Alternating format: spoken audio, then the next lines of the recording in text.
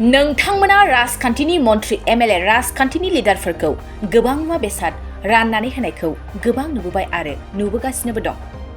नाथाय जों बे बाराव बिटिसिनि सिङावनो सासे एमएलएनि दावदै राननायखौ गिबि खेब राननायखौ नोंथांमोननो लाबोनो नाजादों।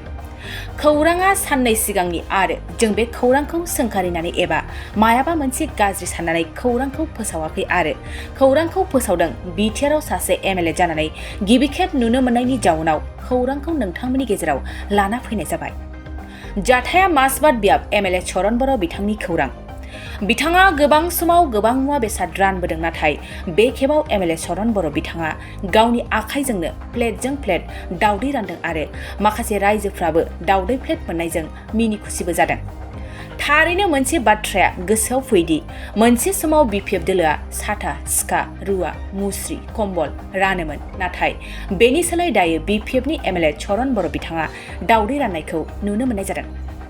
एमएलए बिथाङा दावदै राननायनि गुबै जाहोनखौ मिथिनाय बादिब्ला माखासे टिबि बेरामनि सांग्रांथि मेल लानायजों देहायारि गोख्रोंथि आरो थाजिम लाखिनो थाखाय दावदैखौ रानदों होननानै मिथिना मोनो।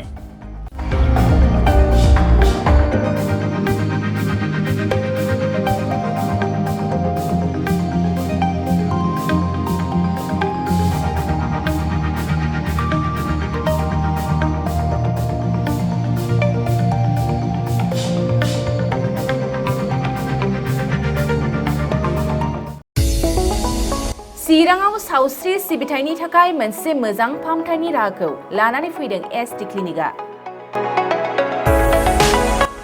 आथिखालाव सुबुंनि देहायाव नुजाथिबाय थानाय डायबिटिस बेरामनि थाखाय मोजां फाहामथाय होयो एसटि क्लिनिकआ।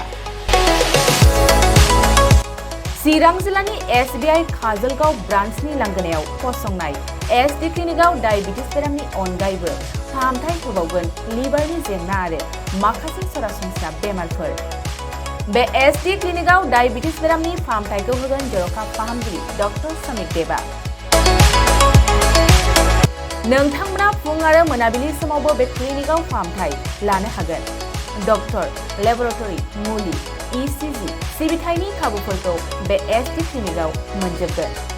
जुदि एसटि क्लिनिकआव रायजो राजाफ्रा गाव गावनि देहायारि जेंनाखौ फाहामथाय लानोबा नैबे मबाइल नम्बर 7002229394 एबा 9954687226 आव थोंजों मुं थिसननो हागोन।